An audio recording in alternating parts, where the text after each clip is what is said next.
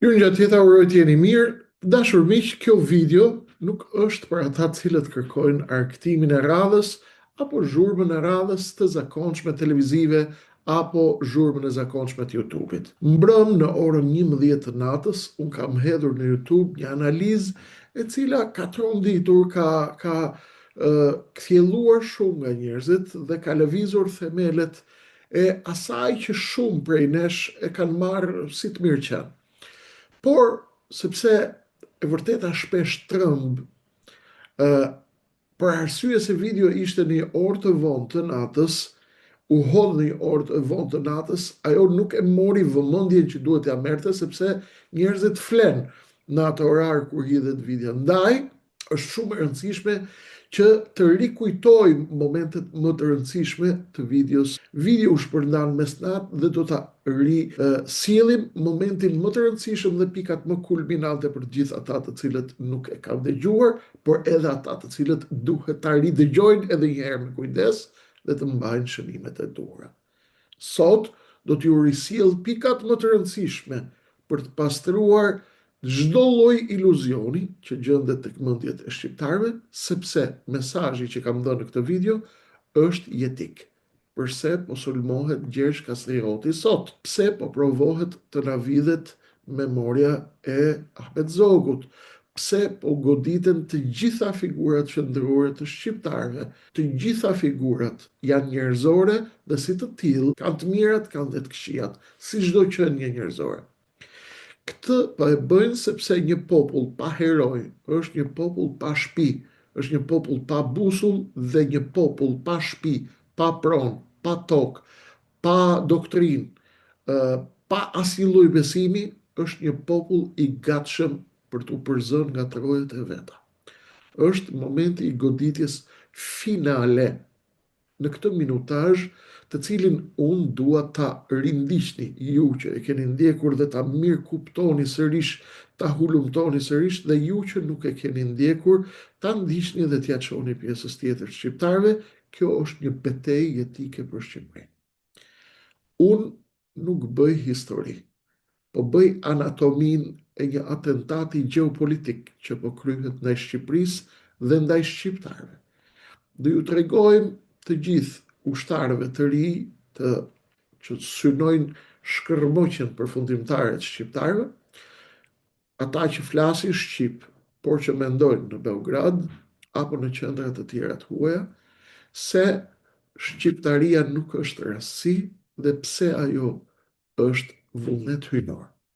Nëse keni dinjitetin për të dëgjuar se si besimi tek Zoti dhe dashuria për kombin janë një substancë e vetme që nuk mund të ndahet, qëndroni këtu dhe dëgjojeni këtë video me kujdes. Nëse doni të shihni se si shpartallohet me argumenta çdo lloj hiene shqipfolse e cila guxon të prek Skënderbeun, kjo është video e juaj. Nuk kemi as tifozeri Pellazgo Ilire, as mashtrim që bëjnë hienat e mëdha të nacionalizmit dhe të patriotizmit që i mbajnë shqiptarët tek e shkuara e lavdishme, por nuk guxojnë asnjë fjalë të flasin për regjimin Rama dhe për shkatërimin e Shqipërisë. Dhelprat dhe hienat që flasin tërë ditën për shqiptarët e Greqisë dhe për arvanitasit dhe nuk flasin asnjë fjalë për shitjen që po i bëhet detit për Greqinë sot. Janë lojra të mëdha që po ndodhin ndaj këtij kombi. Kjo është video juaj dhe e gjithë shqiptarëve. Kjo është momenti t'ia çoni të gjithë shqiptarëve. Dëgjojeni deri në sekondën e fundit. Nuk ju prish punë se ju merr disa minuta nga jeta juaj. Urdhëroni, ndiqeni. Më dëgjoni me kujdes se ky është emisioni më i rëndësishëm i jetës time. Glorifikimi i Enver Hoxhës. Enver Hoxhës që ja shkruante letrat edhe librat ja shkruante Sofolazi. Komunistët e dinë mirë këtë, sepse unë kam informacione, kam nacionalist të majt që e duan Shqipërinë dhe janë gati të vdesin për Shqipërinë, të cilët më kanë treguar të gjitha kulisat e regjimit të Enver Hoxhës me pikë dhe me presje. Kreshniku i di shumë. Sonte është një fush betejë shpirtërore dhe kombëtare ku çmontohet atentati i fundit ndaj Shqipërisë nga Beogradi dhe lojtarët e Beogradit në Tiranë. Portalet, televizionet dhe gjithë ky establishment mediatik, i cili frymëzohet nga Rama dhe kupola e shtetit shqiptar, të cilët administrojnë taksat tuaja, frymëzohen nga skenar që nuk shkruhen në Shqip. Kam hapur televizionin, YouTube-in dhe pash një live në të cilin shkruhej në një video tek Dritan Hila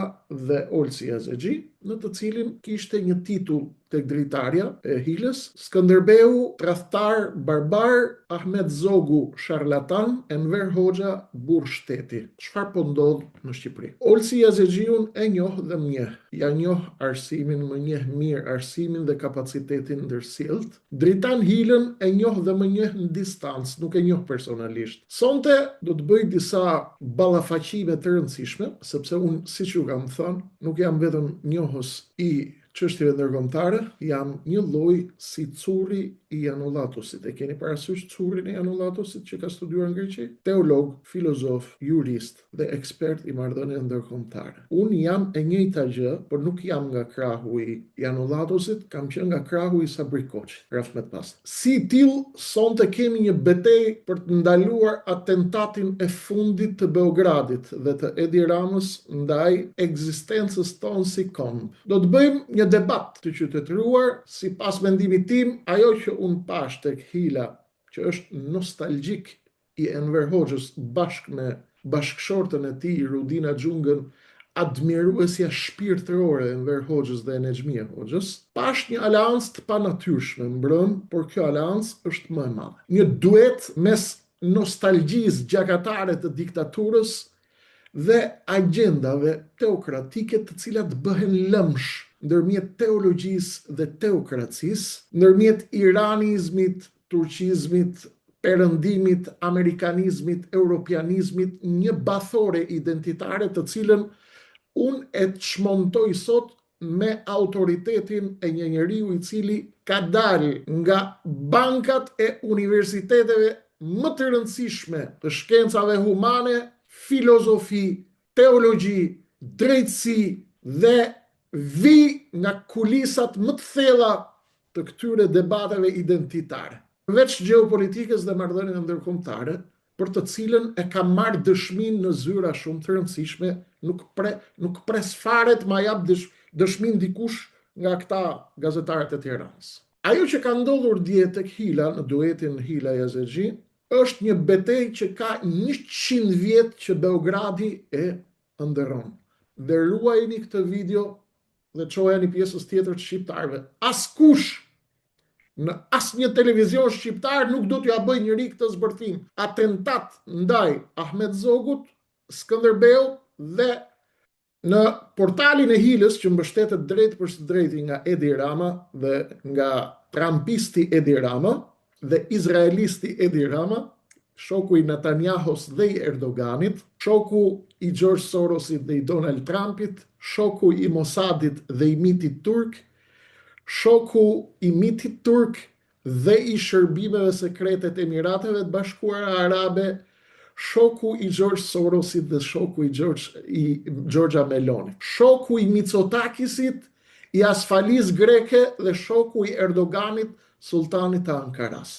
Dëgjoni kujdes, se kjo që do ju them sonte nuk është vetëm për ju, është dhe për ambasadën amerikane, për ambasadën gjermane, për ambasadën greke, turke dhe për Bashkimin Evropian në Tiranë. Dëgjoj me kujdes, vllai im shqiptar musliman, vllai im shqiptar ortodoks, vllai im shqiptar katolik dhe ju që jeni protestant, ateist, çfarë jeni të gjëra të tjera. Është atentati i fundit që po përgatit Beogradi në Tiranë me miratimin e Edi Ramës. Kujdes. Dhe kjo është paralajmërim edhe për Edi Ramën vet. Kujdes se historia nuk mbaron vetëm kur ti jesh i fortë, Edi. Ti e din shumë mirë që ndryshojnë kohrat. Askush nuk ishte më i fortë se Bashar Asadi. Askush nuk ishte më i fortë se sa Hafiz el Asadi në Damask. Sot është fshehur ke Putini në Moskë dhe rrezikon të kthehet të varet në litar ke Ahmed al-Shara, se ndryshojnë kohrat. Izraeli mund të bëjë një koncesion me Ahmed al-Shara, të marri Gjulanin, lartësitë Gjulan me firmën e islamikëve të Damaskut dhe të dorëzoj, të bindë Putinin, të dorëzoj Asadin, të avarin litar në Damask. Sonte do t'ju tregoj dy zotrive, Hila dhe Yazexhi, shqiptaria nuk është aksidenti i historisë. Dhe do ju argumentoj këtë. Ne nuk jemi këtu si aksident historie sepse na bëri Turku apo sepse na lejon Beogradi. Ne jemi këtu sepse ne jemi vullnet hyjnor dhe vullnet i Zotit. Se Zoti vet e tha me gojë se kombet shuhen për mbi dhe, por Shqipëria do të rrojë për të jetojmë ne. Kjo nuk është qasje nacionaliste idiote, unë si njohës i kulisave të filozofisë, të nacionalizmit dhe teologjisë, do t'ju fus atje brenda. I madhi Zot thot në Kur'anin famëlar të madhërishmin se ai na krijoi fise dhe kombe që të njihemi ndërmjet njëri tjetrit. Ju kemi bërë fise dhe kombe që të njiheni me njëri tjetrit. Me që hoxhallarët dhe teologët kanë qef ta dëgjojnë edhe nga burimi me gjuhën e Kuranit dhe me gjuhën në cilën zbriti Kurani, po ju a lexoj Kreshniku në gjuhën që e flisni edhe ju, se e njeh Kreshniku më mirë se shumë për njerëz. I madh Zot thot në surën El Hujurat, ajeti 13 i surës 49 në Kuranin famlar. Ja ejuhan nasu, inna khalaqnakum min dhakarin wa untha wa ja'alnakum shu'uban wa qabaila lita'arafu inna akramakum 'inda Allahi atqakum inna Allaha alimun khabir. Nuk do hym në përkthim sepse ju a thash përkthimin më parë. O ju njerëz, ne ju kemi krijuar prej një mashkulli dhe një femre, thot i madhi Zot në Kuranin famlar. O ju njerëz, ju kemi krijuar prej një mashkulli dhe një femre. Dhe ju kemi bërë fise dhe popuj dhe kombe që të njiheni ndërmjet njëri tjetrit. Dhe mos e harroni kur. Më i miri prej jush tek Zoti është ai që i friksohet më shumë Allahut. Është më i devotshmi prej jush. Nuk është më turku, më arabi, më serbi, më amerikani, më shqiptari. Ai që i druhet Zotit më shumë, ai është më i miri ke Allahu, thot Kurani. Kush ka mundësi le të më përgënjeshtroj, surja Hujurat, ajeti është i qartë. Versteti kuranor. Çfarë do të thot kjo? Më i afërmi ke ju është ai që është më i devotshëm tek Zoti. Dhe mos e harroni kur, Zoti është i gjithdijshëm për gjithçka që e mendoni dhe e veproni. Alimun khabir, është i gjithdijshëm dhe është i mirë informuar deri në detaj për atë që e deklaroni dhe për atë që e fshihni në zemër. Çfarë do të thotë ky verset kuranor? Ky do thotë që gjaku që na rrjedh në vena dhe kjo gjuhë që na dridhet në buzë dhe ky identitet shqiptar është vullnet i krijuesit atje në lartësitë e tij ku qëndron ai. Kush e sëlmon Skënderbeun, Gjergj Kastriotin Skënderbeun në emër të fesë, nuk është besimtar. Është një poliagent, një shkelës i dizajnit hyjnor, sepse i madhi Zot na ka kriju, na desh shqiptar, dhe është ai krijuesi i identitetit ton me dëshmi nga Kurani famlar. Ai na desh shqiptar, na desh të flasim shqip. Ai që sulmon shqiptarin, sulmon krijimin e Zotit dhe dizajnin hyjnor për llogaritë agjendave të fëlliqura të Beogradit dhe të nacionalizmave të tjerë të maskuara me fe në rajon dhe më gjerë. Dëgjoj me kujdes, nuk do të ta shpjegoj kërkush kështu. Ata që thonë shqiptaria ekziston sepse vetëm shqiptarët u bën musliman, është një tezë e tillë, ata janë duke deklaruar se shpata e sultanit është më e fuqishme se vullneti i Zotit apo i Allahut. Pra, shpata është arsyeja pse ne u bëm musliman, nuk është vullneti i Zotit. Tani do t'ju bëj autopsinë me qetësi. Këti atentati identitar që po bëhet në Shqipëri. Do t'ju tregoj se përse sulmi ndaj Skënderbeut dhe këtë do t'ja tregoj ambasadave perëndimore përpara atyre lindore, sepse ata kanë bërë po aq tradhti sa na ka bërë dhe lindja. Sulmi ndaj Gjergj Kastrioti, Skënderbeut dhe Ahmet Zogut është kënga e Beogradit e kënduar nga shqipfolës të cilët hanë bukën e këtij vendi dhe pështyn mbi varret e herojve tanë. Përse pushteti i Tiranës i lejon këta personazhe që të vjedhin helm? Sepse një popull pa heroj është një turm hibride pa shtëpi. Dhe një turm pa shtëpi mund ta shesësh në çdo pazar. Rama, Berisha janë duke na shit në këtë moment dhe nuk duan të kemi hero kombëtar. Duan të na shesin në lindje ose në perëndim kush t'i japi pazarin më të mirë për shqiptarët. Nëse je musliman dhe të thonë se Skënderbeu nuk është i juaj, do ju bëj sot të kuptoni se ju kërkojnë të bëni një vetvrasje kombëtare. Nëse ju thonë sot jeni shqiptar dhe ju thonë se Enver Hoxha ishte shtetari, sonte do ju tregoj se pse po ju ftojnë të adhuroni prangat tuaja nostalgjiku i Enver Hoxhës Dritan Hila. Olsi Azexhi nuk e di sepse ka rënë në këtë batak, sepse Olsi unë e di që falet në xhami prej se ka qenë 15 vjeç. Qëndroni me mua pak se kjo nuk është thjesht një analizë, kjo është analizë mikrobiologjike, është deri në ADN e vetdijes tonë të fundit arbënore. Hajde t'ja nisim shpejt e shpejt. Ti marrim të gjithë argumentat një për një. Autopsia e tradhtisë përse po i vrasin herojt shqiptarëve. Tani le të bëjmë një ironi të hollë. Të mbrosh Iranin këtu në Shqipëri dhe duke përfituar nga liria që ka dhënë imperializmi amerikan, është fakt në Shqipërinë e sunduar nga imperialistët amerikan, ka një liri e cila t'jep mundësinë ta mbrosh Iranin. Është i lirë çdo kush admiroj Iranin dhe regjimin e Ayatullah. Sigurisht disa shohin këtë komedi, por le të ndodh. Imperializmi amerikan kontrollon Shqipërinë. Ju e dini që Shqipëria komandohet nga rruga Elbasan. Megjithatë, 99% të medjave janë pro Iranit. Nga Hila e deri tek çfarë po ndodh? Kjo është histori tjetër. Kjo është llogaria e amerikanëve, është e hapur. Kjo është tjetër histori. Meriton një analizë tjetër. Se po goditet Skënderbeu dhe Ahmet Zogu dhe cili është projekti?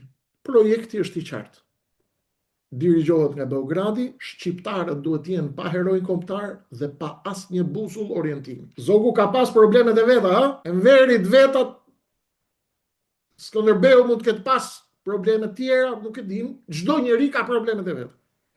Kjo nuk është për të relativizuar, por duhet na lënë pa heroj. Pse?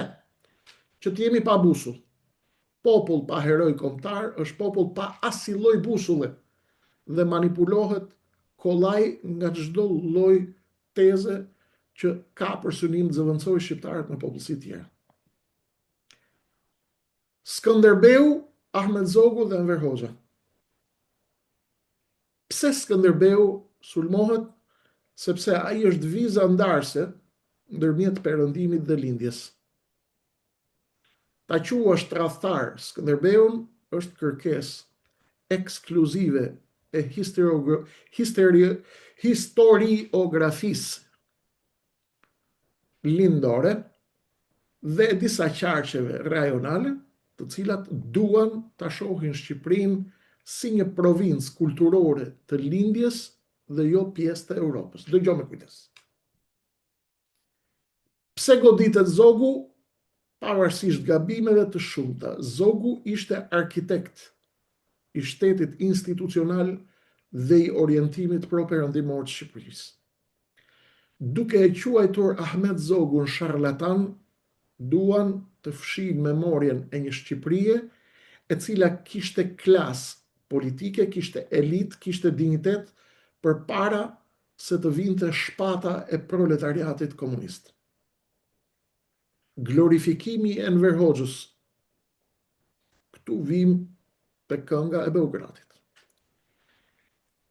Historia e vërtet ta tregon se Enver Hoxha erdhi në pushtet ju e dini mendimin e kujt, Popovicit dhe të Mogoshës. Të glorifikosh Enver Hoxhën sot, do të thosh të mbrosh izolimin, vlllavrasin dhe shkatrimin e elitës intelektuale. Është të kthesh popullin tek nostalgjia për zinxhirët. Gjeopolitika e të majtës shqiptare dhe roli i Ramës, kjo është një pikë shumë e rëndësishme që duhet ta shohim. Rama po luan me shumë porta. Është një akrobat i cili po mban njërën dorë tek Donald Trumpi dhe tjetrën dorë tek agenda e George Sorosit. Pse? Sepse e di që është i humbur dhe në fund pushtetit të tij. Po krijon një terren ku personazhe si Hila dhe të ftuarit e tij kanë pushtuar të gjitha studiot e kontrollit mediatik në Tiranë dhe ky kaos informativ i shërben regjimit të Tiranës. Kur të gjithë shqiptarët zihen për Skënderbeun, askush nuk pyet për portin e Durrësit apo për PPP dhe koncesionet e Belinda Ballukut. Irani dhe linja anti-amerikane në Shqipëri. Irani po godet Amerikën në Shqipëri. Pse po e bën? Irani është në luftë me Amerikën. Dhe Shqipëria ka strehuar në Shqipëri me kërkesë amerikane opozitën e Iranit, mujahidinët. Irani po hakmerret ndaj shqiptarëve dhe ndaj Amerikës, sepse është në luftë me Amerikën. Si po hakmerret Irani? Duke sulmu narrativën amerikaniste në Shqipëri, pra Amerika është e poshtër dhe e fliqur si gjithë tjerët, dhe e dyta, që të shkatrojmë të gjithë simbolikat e shqiptarëve, me qëllim që të dobësojmë busullën e shqiptarëve dhe kështu i japim terren një aleati të Iranit në Ballkan, siç është Beogradi, duke shkatruar busullën dhe orientimin e shqiptarëve. Unë e kuptoj Iranin që e bën këtë, nuk e mirë kuptoj, e kuptoj pse po e bën. Po të kishte iranian zyrtarisht në Tiranë, do t'u thoja, këtë që po ja them ju, që po bëjnë një lojë të ndyrë me lojën e goditjes së identitetit shqiptar, sepse në Iran, teologët liberal të Iranit flasin për identitete shumë polare, flasin për identitetin religjioz shumë polar, por Irani është në luftë me Amerikën dhe kërkon të shkaktojë hemorragjia Amerikës. Pra, Irani e ka në agjendë dhe e ka në synim popullin shqiptar ta kthej anti-amerikan, e ka fituar luftën me Amerikën në Ballkan. Pra, Irani është në luftë me Amerikën dhe po hakmerret për mujahidinët që ne i kemi strehu këtu për llogaritë amerikane. Për këtë arsye, Irani do të na godas ku na dhem më shumë. Herojt kombëtar, lëri pa busull, lëri pa identitet.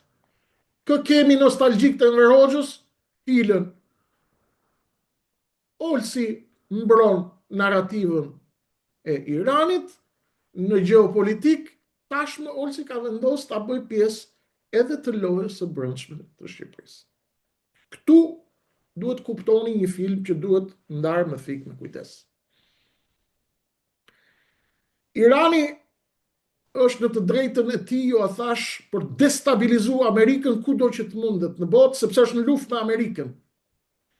Amerika mbase nuk i intereson më t'i ketë shqiptarët me vete, sepse Amerika me i të rënë të Birbilit i çon këto portalet e Tiranës të Beogradit, i çon në hale për 24 orë. Nuk duan të veprojnë, e din ata sepse nuk hy unë t'i mësoj Amerikanë se çfarë duhet bëjnë këtu. Tani, Hila, Xhunga, bashkë me doktor Yazexhiun, kanë ngretur disa teza. Por kjo nuk është kor i vetëm, kjo është kor shumë i madh. Dhe të gjitha këto mbulohen me maska fetare, këtu është problemi që të cilin ju duhet ta bëni dallimin. Mbrojmë Enver Hoxhën, e glorifikojmë dhe rrisim shkatrimin e Zogut edhe të Skënderbeut. Tashi si rrin bashk besimi me Zotin dhe dashuria për Enver Hoxhën, këtë duhet ta thot doktori Azezhiu. Si rri bashk dashuria për Zotin me dashurinë për ajatollahët pers, me dashurinë për kulturën perse 5000 vjeçare, që është kulturë e madhe, si shkojnë bashk me shkatruesin e kishave dhe xhamive në 1967 Enver Hoxhën. Si mund të rinë bashk? Doktori Azezhi, që lundron ndërmjet fesë dhe historisë, shpesh nuk ja del tjetë as musliman, as historian. Sepse i ngatërohen gjërat, sepse agenda është më e madhe se sa vullneti. Pyetja që lind këtu është, a mundet dikush, e pyes Olsin, a mundet dikush të bëj në Iran një emision në televizionet e Teheranit dhe të shaj Ayatollah Ali Khamenein, apo të shaj profetin, apo të shaj Ehli Bejtin, apo të shaj Mojteba Khamenein, apo liderin e revolucionit, gardës e revolucionit, apo Qasem Sulejmanin? Nuk mundet ta bëj këtë. Pse? Sepse ata janë herojt kombëtar dhe fetar të Iranit. Dhe nëse i prek, t'i këpusin testikujt dhe t'i varin në qaf. Liria e shprehjes i jep të drejtën Hiles dhe Azezhiut që të shkatërrojnë herojt tonë kombëtar dhe figurat kryesore kyçe të shtetit. Tani, liria e shprehjes që kanë dhënë imperialistët amerikanë nuk është imunitet ndaj turpit. Pa diskutim, unë e mbroj të drejtën e Azezhiut të flas dhe të thot çfarë ti doj kokra e qefit ti, por jo ta maskoj me fe.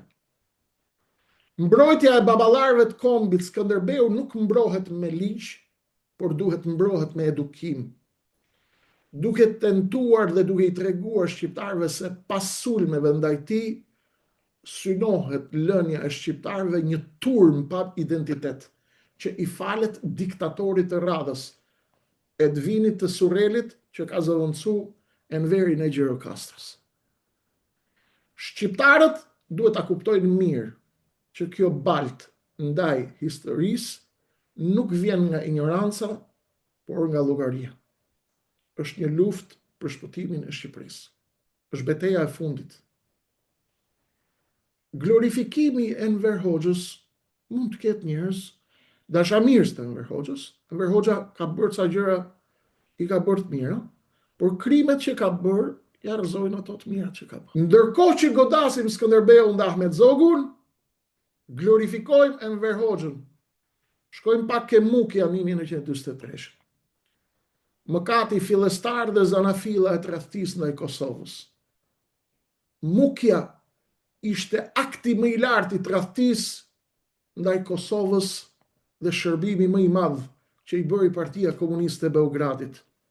Sepse Mukja parashikonte Shqipni etnike, Shqipni dhe Kosovë, ndërsa Partia Komuniste Enver Hoxha me Enver Hoxhën e prishi Mukjen dhe Enver Hoxha preferoi pushtetin e tij me ndihmën e Jugosllavëve ndaj Shqipërisë etnike dhe Bashkimit Shqiptarisë. Pse dështoi? Sepse emisarët serb Svetozar Vukmanović, Tempo, urdhëruan Enver Hoxhën e Gjirokastrës që ta prish marrëveshjen e Mukjes. Kështu i dashur Olsi, me që jeni historian, Enveri ishte tradhtari i parë i bashkimit shqiptarëve Shqipërisë me Kosovën, me prishjen e Mukjes, me urdhër të Beogradit, që të pranonin një Shqipëri që kërkonte të ishte me Kosovën.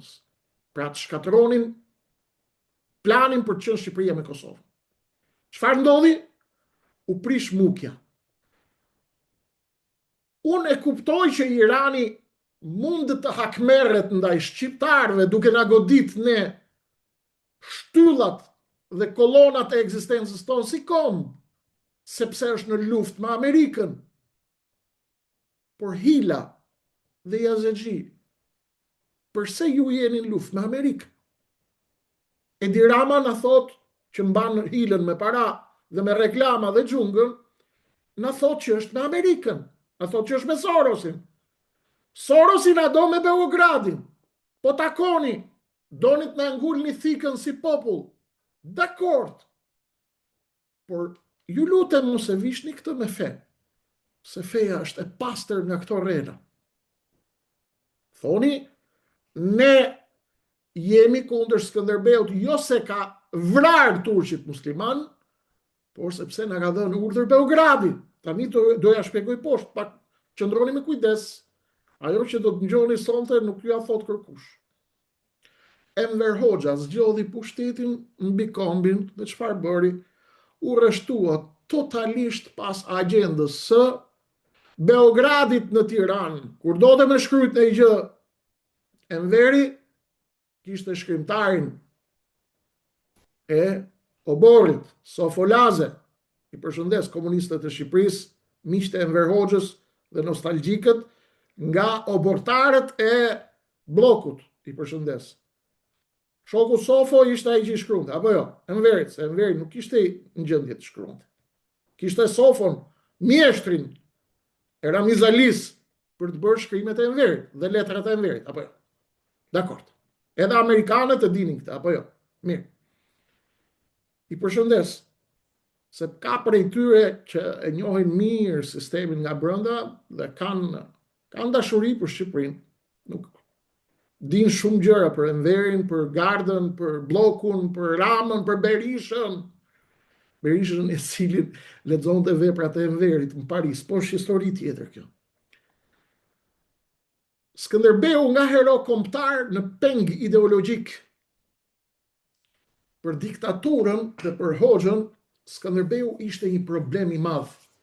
Ai ishte princ në ideologjinë komuniste, ishte adhuronte papatin dhe perëndimin sipas Hoxhës.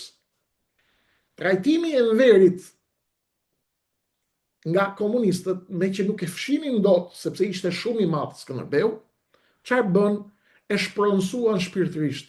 E kthyen Skënderbeun në një figurë që luftonte imperializmin e kohës, i cili kishte qëllim të hiqte atij mbrojtësin e perëndimit. Tani do t'ju shpjegoj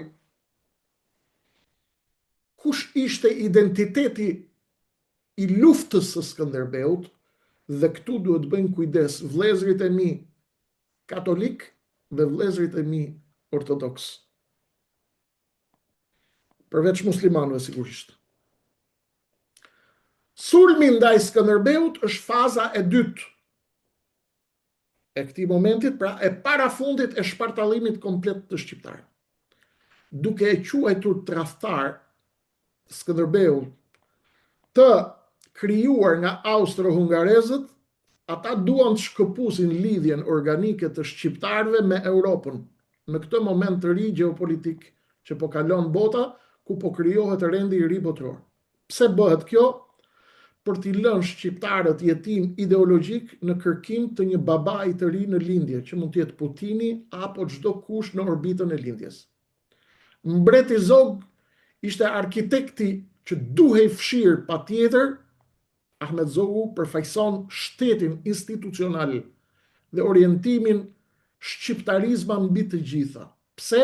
Edhe kjo e ka një shpjegim, më duro deri në fund, mos e paragjyko atë që do ngjosh, mos kap një fjali, dy fjali, dëgjoje edhe logjikën deri në fund.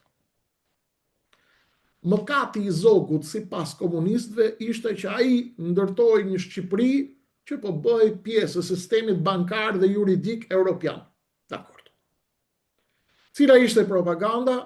Enveri i thonte kalemgjive të tij, ma portretizoni pak si sharlatan dhe tradhtar, që mori vodhi Floririn dhe u arratis nga Shqipëria, dhe ishte e vetmja mënyrë që komunistët të dukeshin si shpëtimtar. Në fakt, Zogu bëri mëkate, por la një skelet shteti, gjandarmëri, gjykata, kod civil, të cilin Enveri e zëvendësoi me gjyqje popullore, me terror, me gjak dhe me hekur.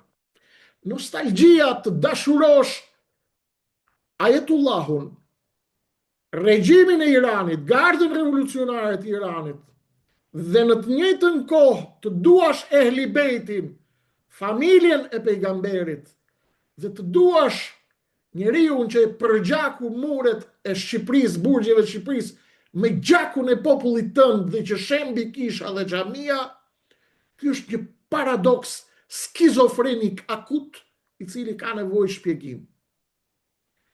Enver Hoxha ishte një burr shteti, thot Hila, Zoti Hila dhe doktori Aziziu. Ishte burr shteti apo vasal i Beogradit. Të quash Enver Hoxhën burr shteti është fyerje për logjikën elementare njerëzore. Cilat janë faktet se krishniku nuk flet pa fakte. Ai është i vetmi udhëheqës në botë i cili shkatërroi pronën private. Fen dhe ushtrin duke kthyer Shqipërinë në një bunker gjigant. Ai e izoloi Shqipërinë aq shumë sa në vitet 80 vendi ishte teknikisht në mesjet, krahasuar me fqinjët. Misioni i tij nuk ishte Shqipëria. Mbajtja e pushtetit përmes eliminimit të çdo rivali brenda që kishte fije inteligjence. I fundit që u ekzekutu ishte Mehmet Shehu. Mehmeti ishte shkolluar në Itali. Dhe Mehmeti ishte intelekt. Pavarësisht se i shërbente, sigurisht Enveri kishte frikë të linte në xhmien dhe fëmijët, pasi tikte nga kjo dynja në dorët e Mehmetit dhe e krefi. I vrau pothuajse të gjithë frymtarët e pavarësisë. I ekzekutoi të gjithë intelektualët e shkolluar në Perëndim. Të njëjtën gjë bënte edhe prokurori babait Dritan Hilës, ja shkulte mishin me pinca të gjithë atyre të cilët dilnin kundër regjimit të Enver Hoxhës. Tani Zogu Skënderbeu Enveri, po ta shohësh me kujdes, sulmi ndaj Skënderbeut dhe Zogut vjen nga të njëjtat gojë të cilët lëvdojnë Enver Hoxhën. Pse ndodh kjo? Sepse është e nevojshme të vriten modelet. Skënderbeu është modeli i guximit kombëtar. Zogu është modeli i shtet ndërtimit me gjitha defektet e tyre. Enveri krijoi modelin e nënshtrimit ndaj partisë. Zoti ishte partia dhe Enveri. Historiografia slave dhe ajo e qarqive të tjera osmane pranë Ballkanit duan të krijojnë një histori tjetër dhe kjo bie në kundërshtim me Islamin që pretendojnë po këta. Nëse Skënderbeu është mit, atëherë ne jemi thjesht një mbetje e rastësishme e perandorisë osmane. Kjo nuk është e vërtetë. Ne jemi shqiptar dhe nuk jemi mbetje të perandorisë osmane këtu në Ballkan. Nëse Zogu ishte sharlatan, atëherë ne nuk dim të bëjmë shtet pa një diktator dhe pa një dorë të hekërt që i lan muret e Shqipërisë me gjak. Liria e shprehjes është armë bërthamore që po përdoret për të na shpartalluar ne si komb. Kur goditen këto figura, që televizionet dhe portalet e mbështetura nga Edi Rama, ne nuk po bëjmë debat historik. Ne po bëjmë një atentat identitar të fundit në Shqipërisë me urdhër të Beogradit. Ata po thonë, shqiptarët janë një popull që nuk e meriton lirinë, por duhet gjithmonë të jenë në patronazhin e dikujt. Dikur Stalini e Titos, sot agjendave që vinë nga lindja. Kjo është pikërisht pika nevralgjike ku propaganda dritare së Hilës dhe e rretheve të Beogradit në Tiranë kërkon të mbjellë përçarjen. Tani, kujdes se këtu është thelbi dhe zemra e gjithçkaje. Një burg dhe një kurth tek i cili nuk duhet të bien. Nuk duhet ta burgosim Skënderbeun. Ku burgoset Skënderbeu?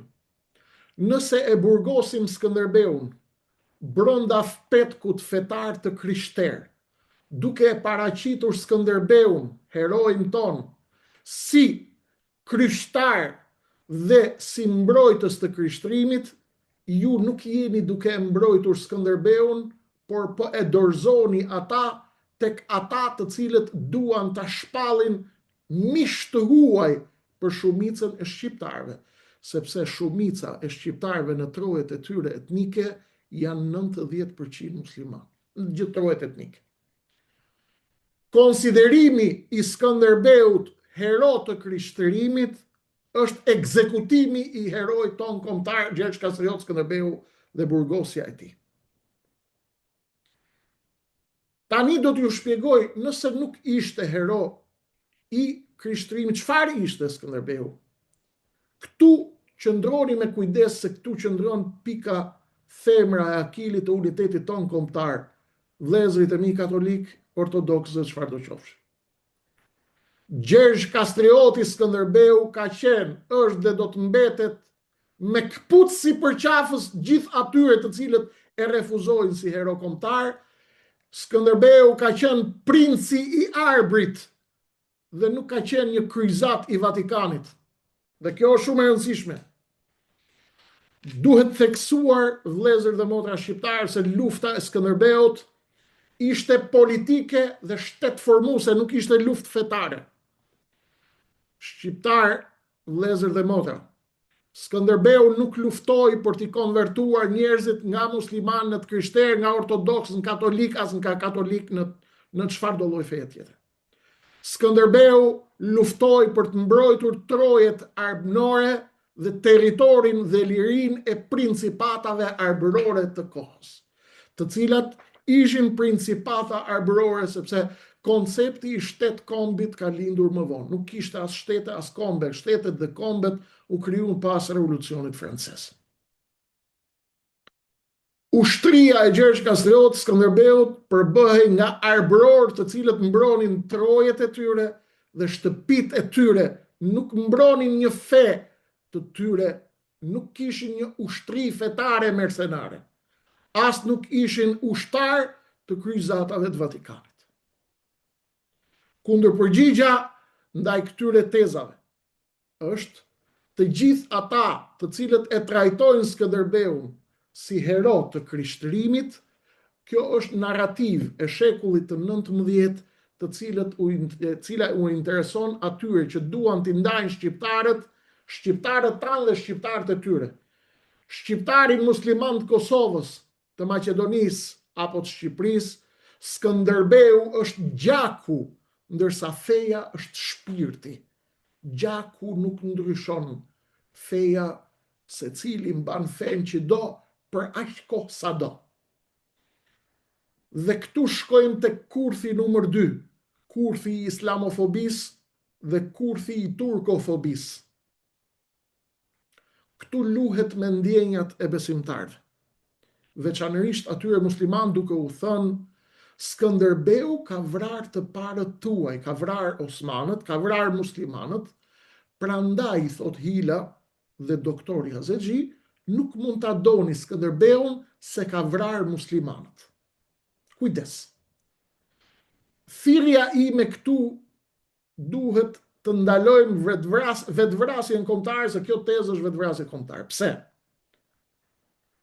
Nëse një shqiptar musliman e braktis Skënderbeun sepse ai luftoi kundër një perandorie që rastisi të jetë islame, ai automatikisht pranon se identiteti i tij fetar është më i rëndësishëm se sa kombi. Dhe këtu më dëgjoj edhe pak me kujdes deri në fund. Cili është rezultati? ai pushon se qeni shqiptar në këtë moment dhe automatikisht shndërrohet në një mbetje të një perandorie e cila nuk është më perandoria osmane. Kjo është ajo që kërkon Beogradi në këtë moment. Çfarë kërkon Beogradi? Një Shqipëri të ndarë në turq musliman, në grek latin të krishterët. Dhe kështu zhduket njëherë e përgjithmonë fjala Shqipni dhe fjala shqiptari. Atë Shqipni dhe atë shqiptari që e krijoi vetë Zoti.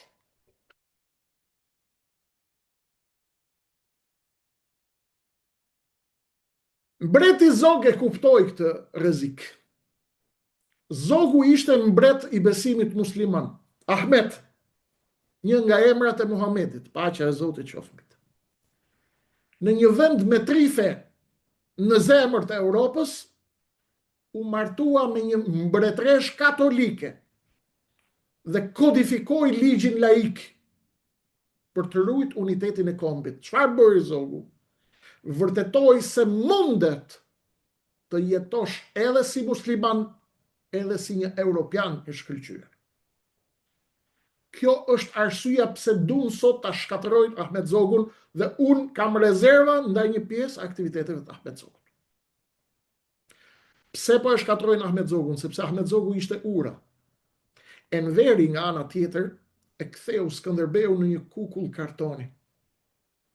Hoqi elementin shpirtëror dhe la vetëm shpatën.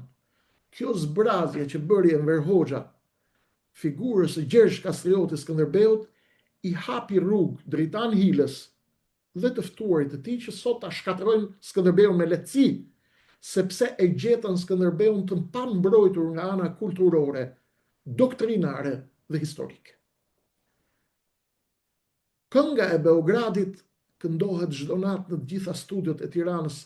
Pse Rama Amerikani e lejon këtë? Dëgjoni me kujdes, vëllezërit e mi musliman të krishterë dhe çfarë do qofshi.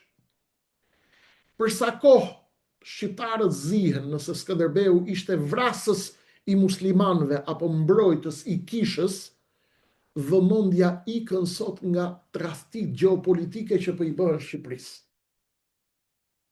Irani, ju a thash, ka një sulm, ka një hakmarrje në Shqipëri ndaj Amerikës. Amerika është e poshtër dhe do ta sulmojë atë se është në luftë me Iranin. Dhe duhet të goditen të gjitha figurat kombëtare shqiptare, sepse kjo i shërben Beogradit, aleatit të Iranit në Ballkan dhe të Rusisë. Tani, ju që thoni Skënderbeu nuk është i juaj sepse jeni musliman. Ai ka vra për llogarit Vatikanit. Mos u bëni argat të Beogradit. Pse? Beogradi nuk ka frikë nga xhamit, as nga kishat. Beogradi ka frikë nga bashkimi ynë kombëtar rreth Skënderbeut, sepse ne jemi pasardhës të Gjergj Kastriotit dhe ne jemi zotër të Ballkanit pronarët e tij. Kur të bëhemi siç na do Beogradi, Beogradi ka qef të fryj këngës, ne nuk jemi shqiptar, por jemi mbetje të perandorisë osmane. Kjo është teza e Beogradit. Dhe i kërkoj miqve në Turqi, nëse ka burra në Turqi, nëse ka miq e ndet shqiptarëve në Turqi, të mos i fryjnë këngës së nacional islamizmit turk për të zhduk identitetin kombëtar për llogaritë të këngës së Beogradit. Këtë ne në Tiranë e refuzojmë. Ju kemi xhan, e kemi Turqinë e dum, e kemi në zemër, e dum mik, e dum aleat strategjik. Kënga e Beogradit do të refuzohet në Tiranë, sido që të luhet dhe kushdo që të jetë financuesi apo sponsori i saj. Beogradi i fryg këto teza sepse do që të forcoj tezën, shqiptarët janë refugjat në tokën e tyre në Ballkan dhe janë në pritje të trenit të tyre për t'i marrë dhe për t'i çuar në Anadol. Tani, Zoti Hila dhe doktori Azexhi që bëjnë shkencë tek televizioni Edi Ramës, po shkatrojnë, dakor, janë të lirë ta bëjnë, po shkatrojnë figurat kombëtare. Kjo është një lloj si t'i jep një rrogën dikujt, se paguhen nga taksat tuaja ai, nëpërmjet reklamave sigurisht, t'i japësh lejen dikujt të futet në shtëpinë tate, të vit, shoh fotografitë e prindërve tuaj dhe t'i fusi nga i bështym dhe këtë po e bëjnë këta. Kjo qasje juaja e mbron Skënderbeun duke e bërë gjithëpërfshirës, duke i hequr dorën e tyre mbi Skënderbeun. Hiqni petkun fetar ndaj Skënderbeut. Petku fetar i Skënderbeut si hero i krishtrimit është vrasje dhe eliminim i figurës së Skënderbeut. Është mbrojtje e tezës së Beogradit që Skënderbeu është ushtar i kryqëzatave dhe s'ka lidhje me muslimanët. Besimi në Zot nuk është plaçk lufte, është udhëzim i krijuesit të botrave. Ata që thonë jemi bërë musliman prej Turkut, janë duke ofendu Turkun, Islamin dhe Zotin. Pse? Besimi në Zot, udhëzimi në Islam nuk vjen përmas tehut të shpatës. Ai është besim dhe vjen udhëzim nga i madhi Zot, ti je besimtar apo musliman në doktrinën islame, sepse Zoti vendosi të të udhëzoj, që do të thotë ti do të ishe në çdo rast i udhëzuar. Islami si fe e përhapur mbi tehun e shpatës nuk është më besim, por është nënshtrim politik i dhunshëm. Indonezia është shteti musliman më i madh i planetit me 220 milion musliman. Kur s'ka shku në Indonezi asnjë shpat, asnjë ushtri, asnjë kryqëzat, asnjë sultan e asnjë perandori. Islami ka shkuar në Indonezi me moralin, nderin, burrnin dhe mirësjelljen e tregtarëve që vinin nga vendet muslimane dhe bënin tregti me Indonezi. Nuk shkoi me tehun e shpatës. Islami shkoi në Indonezi përmes tregtarëve, jo përmes jeniçerëve. Tani, ju që thonin jemi besimtar musliman sepse u pushtum nga Turku, ju po thoni automatikisht që Zoti nuk kishte fuqi t'ju bënte musliman pash ndihmën e shpatës së Turkut. Fillimisht aso kohës kishte Turq, kishte perandori osmane, kjo që gënjehet këtu në Shqipëri masivisht, po kjo është tezë tjetër. Kjo nuk është teologji, kjo është propagandë anti-shqiptare hashiqare e veshur me çallën dhe në klerikalizëm. Skënderbeu si mbrojtës i lirisë së përzgjedhjes. Këtu lidhet nyja e kësaj histori. Nëse Islami është zgjedhje hyjnore dhe udhëzim shpirtëror, atëherë lufta e Skënderbeut kundër një perandorie nuk ishte luftë kundër Islamit, por ishte luftë kundër dhunës politike të kohës të ushtruar ndaj trojeve armërore. Kjo është teza ime. Sepse kjo është e vetmja tezë që nuk më rrëzon Kuranin poshtë, që thotë ju kemi bë fisë dhe popull të njiheni ndërmjet njëri tjetrit, jo që të bëheni turq. As grek, as serb, as italian e katolik. Gjergj Kastrioti Skënderbeu mbrojti tokën ku ne sot e ulim ballin tokë dhe i falemi të madhit Zot. Pa atë rezistencë të Gjergj Kastriot Skënderbeut, ne nuk do të ishim këta që jemi. Shqiptar që flasin shqip. Ne do të ishim një mas pa emër në periferi të Anadollit. Ka ardhur koha për vërtetësi dhe unë këtë vërtetësi e kam me miqt e mi turq përpara se ta kem me miqt e mi shqiptar.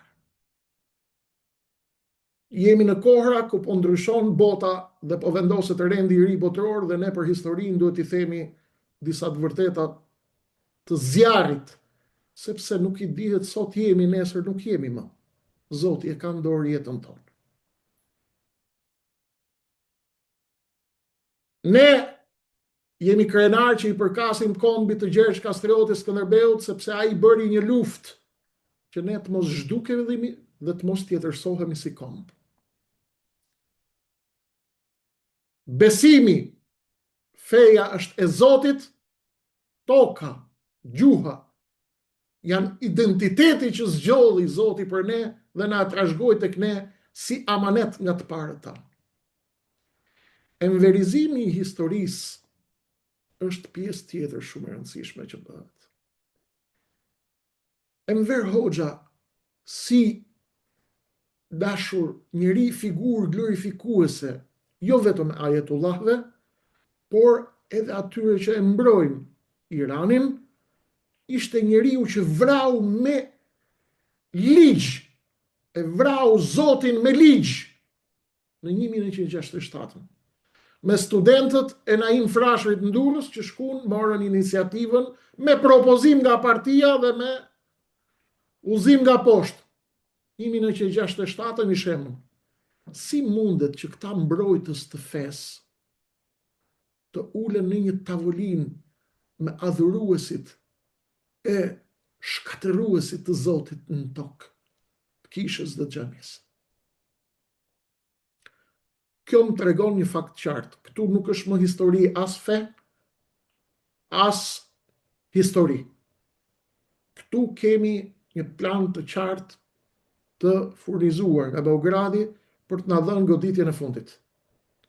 Shqipëri pa Zot, si Enveri. Shkoni hapni titullin tjetër ke Top kanali, Top Channel, një ditë më parë, Mustafa Nano në YouTube, 1 orë leksion përse nuk ka Zot. Titulli i Top Channelit, shkoni shifeni dje. Mustafa Nano jep leksion të rive, Zoti nuk ekziston. Shkoni e keni titullin YouTube. Beogradi dhe Enveri në Tiranë duan ta kthejnë Shqipërinë pa Zot, pa fe dhe pa shqiptari. Pa busull historike në mënyrë që të na japin goditjen përfundimtare. Ose të zhdukemi për në Europë dhe të bëhemi hyjsmeqar të Europës, ose të presim trenin e parë dhe të ikim për në Anadol dhe të shpallemi turq. Kjo është ajo që po kërkohet. Të dyja rrugët çojnë në asgjësimin e identitetit ton kombëtar dhe në boshatisjen e Shqipërisë, krijimin e saj si një vend për popullsi alternative që po përgatiten të vinë. Zgjedhja hyjnore kundër planit ushtarak. Kujdes, kjo është teza e fundit. Dëgjojeni me kujdes. Ju kërkoj ndjes që po zgjat pak, por është një analizë të cilën duhet ta bëjmë për historinë. Vëllezër dhe motra shqiptar, ju që jeni besimtar musliman apo besimtar të çdo fe tjetër. Ne jemi musliman apo krishterë sepse ashtu e ka shkruar i madhi Zot në zemrat tona, dhe jo sepse na e shkroi me pashallar identitetin ton fetar me defterin e taksave. Kujdes, këto janë dy koncepte të ndryshme. Duke e lidhur islamin me pushtimin turk, ideologët e kësaj teze janë duke ju thënë shqiptarëve, ju jeni musliman me zor, me dhunë, me kputç sipër kokës. Ne u themi, ne jemi musliman, ne që jemi musliman sepse është drita e Allahut që e ka hudhur në zemrat tona, faleminderit që na ka hudhur, ne që jemi të lumtur që jemi ashtu, dhe jemi të lumtur që na ka bë shqiptar në gjak.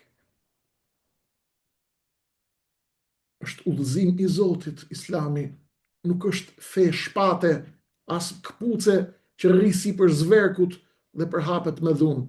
Po të ishte e tillë, nuk do kishte mrit deri në Indonezi, e në Kinë, e në Japoni.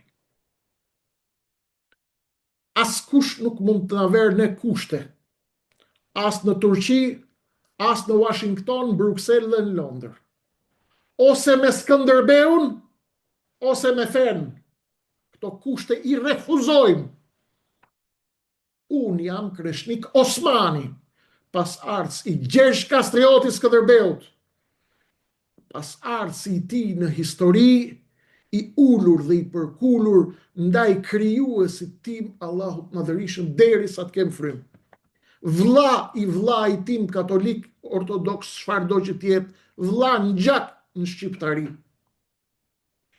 Kush thot se këto të dyja përjashtojnë njëra tjetrën, i shërbejnë Beogradit, Athinës dhe shumë qarqeve të tjera rajonale, të cilët nuk e njohin Zotin, njohin vetëm shpatën, dajakun, barutin dhe gjakun.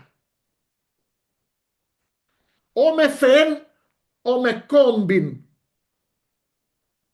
ose më sigurta me të dyja bashk, në diktimin e këngëve të cilët vinë nga Matan Kufirit. Tani që po riformatohet bota dhe duhet na zhdukin si këmbë. Kjo qasje i lë hilat dhe shokët e tyre pa asnjë moral. Ju e kuptoni që Kreshniku nuk po flet me mllef, Kreshniku po flet me argument. Historik, politik, geopolitik dhe teologjik. Ne e refuzojmë lindjen dhe perëndimin që na vek kusht o me Skënderbeun, o me Islamin, o me Skënderbeun, o me krishtrimin. Ky është atentat ndaj kombit shqiptar. Pse? Sepse Skënderbeu, hero i krishtrimit, do të thotë Skënderbeu hero vetëm i 10% apo 15% të shqiptarëve në trojet e tyre etnike. Do të thotë zhdukje e Skënderbeut. Dhe do të thotë slavët, ortodoksët janë grek, muslimanët janë turq dhe s'ka më Shqipni. Këta e dun komunistët të cilët dalin nëpër televizionet e Tiranës dhe po thonë, mas 10 vitesh nuk do ketë më kombe fare. Këto janë ontologjia dhe teologjia e lartë, tjerat janë prava studiosh. Ne sonte kemi ndërtuar kullën e gardës tonë kombëtare dhe këtë video do ta dëgjojnë gjithë shqiptarët, po patët i fije burni dhe shqiptari. Sepse këta analizë nuk do ta lejojnë në asnjë televizion të Tiranës. Shqipëria, shqiptaria është vullnet hyjnor, vullnet i Zotit. Nëse Zoti thot, i e kemi nda fise dhe kombe që të njiheni ndërmjet njëri tjetrit, atëherë çdo kush që tenton të fshi identitetin kombëtar të një populli të caktuar në emër të një vllazërie fetare që na tenton të na kthejë në një vllazëri tjetër, është duke dalë kundër vullnetit Zotit dhe kundër vullnetit krijuesit.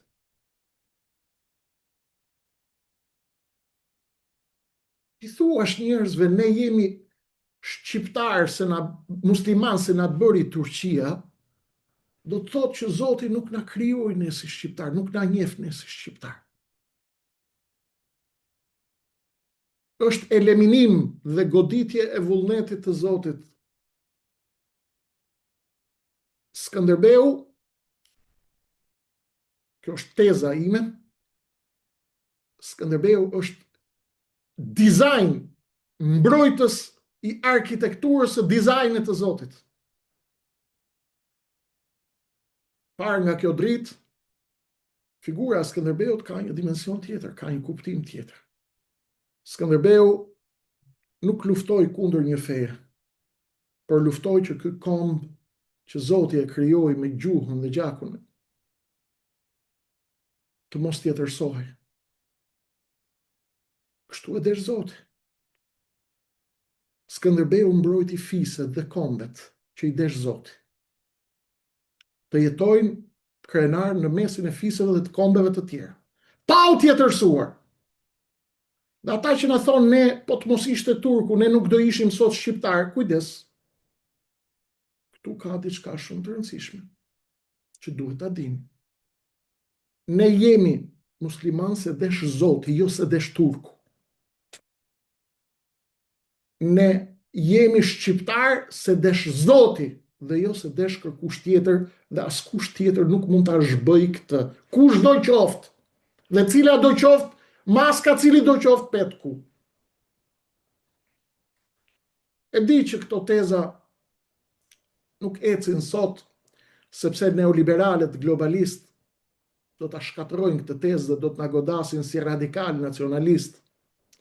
Dhe sot bota kërkohet të jetë uniform. Bota uniform, pa nacionalitete, pa fe, pa asgjë, pa identitete, pa gjuhë, pa kultura. Cittadino del mondo. Qytetari botës nuk ka nevojë për këto identitete. Kuajt e Trojës së Beogradit janë aktivizuar më fort se kur. Kujdes. Kjo është një lojë e madhe e cila ka një regji qendrore. Ne duhet ta shohim me kujdes. Ky është ballafaqim i desh, nuk po përplaset me askënd. Po tentojnë të fshin Zogun dhe Skënderbeun, sepse një popull që beson tek identiteti i tij pushon së qeni një aksident i historisë. Ata duan të na bëjnë popull që të kemi kompleks inferioriteti më keq se ç'jemi. Rama, duke lejuar këtë lloj debati, ku shahet shtylla e kombit dhe e financon këtë debat, se është financuesi kryesor i Hilës dhe i Xhungës, ai po përpiqet të luajë dhe të bëjë një xhunglim ndërmjet Turqisë, Greqisë, Serbisë, Amerikës dhe globalistëve dhe sovranistëve. A do t'i hecë? Këto po i bën sepse është në fundin e pushtetit të tij. Tani, t'i vëm ka pak gjithë kësaj historie. Të gjithë ju që po shtynin mbi Skënderbeun, mbi Ahmet Zogun, në emër të një feje që se njihni, apo të një enveri që ju la pa zot, pa buk, dëgjojeni mirë këtë fjalim, këtë mesazh. Shqiptaria nuk është as dhuratë e Turqisë, as leje e Beogradit. Shqiptaria është argument kuranor dhe vullnet hynor i krijuesit. Kush e prek Skënderbeun, ka prek gurin e themelit kësaj shtëpie që Zoti e deshi arbëri. Ne jemi musliman, ne që jemi, ati i falemi dhe ne jemi të zotët e këtyre trojeve arbënore në Ballkan. Kush kërkon të na ndaj nga toka jon nuk është besimtar, as patriot, por është një buri e Beogradit dhe atyre që duan të na marrin tokën tonë, kombin tonë dhe dheun tonë. Liria e shprehjes sipër kokës. Liria e shprehjes si ta doni ju. Liri shprehje për të falsifikuar origjinën e kombit nuk lejohet.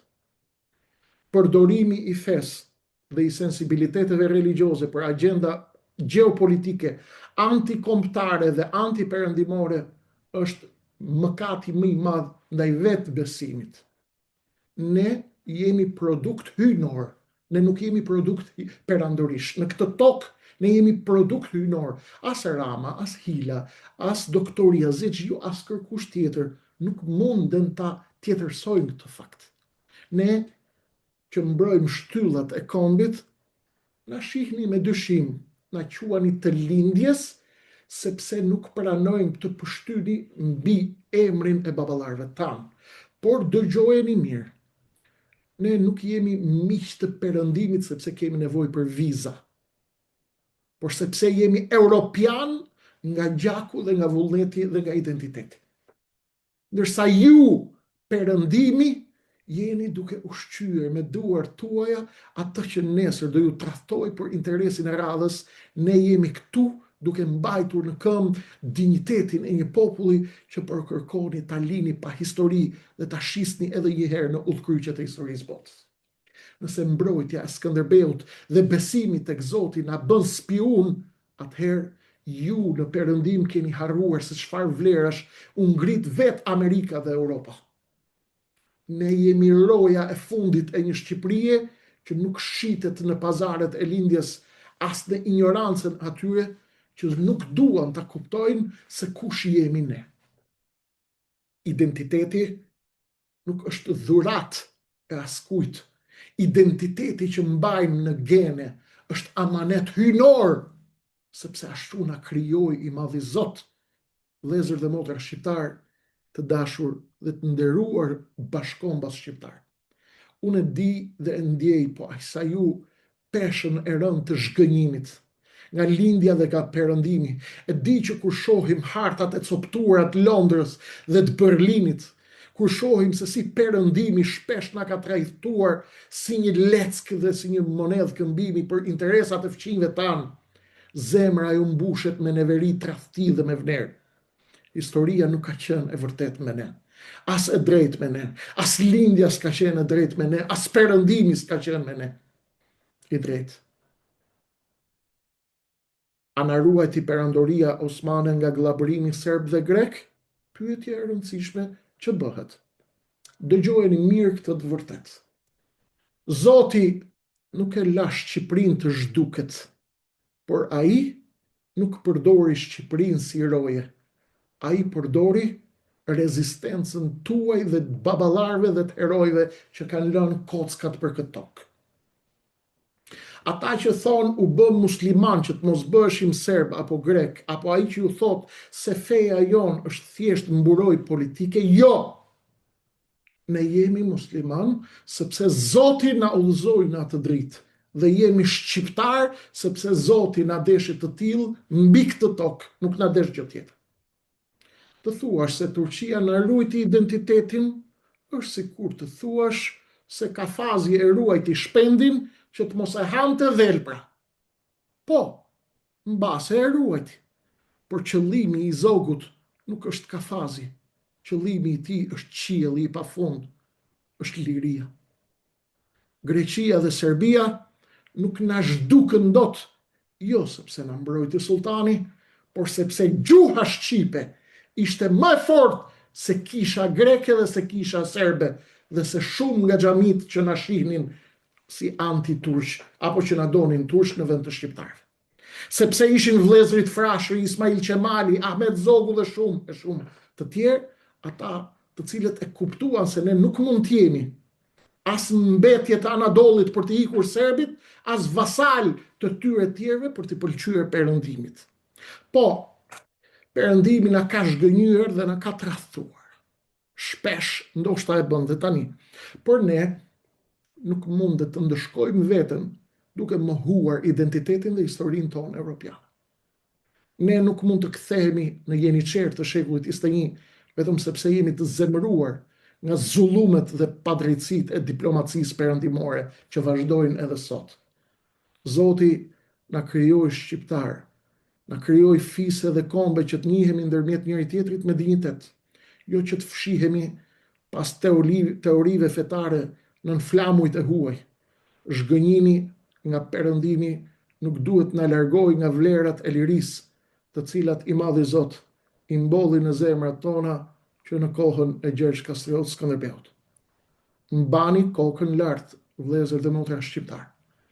Nuk i jemi burzhli askujt për ekzistencën tonë. Jemi burzhli vetëm të madhit Zot dhe gjakut të dëshmorëve të kësaj toke. Shqiptaria është vullnet hynor dhe do të jetë si e tillë, ajo do të mbijetojë mbi çdo tradhti, mbi çdo coptim dhe mbi çdo studio që kërkon të na shes zyrave të lindjes dhe të Perëndimit për 5 lek.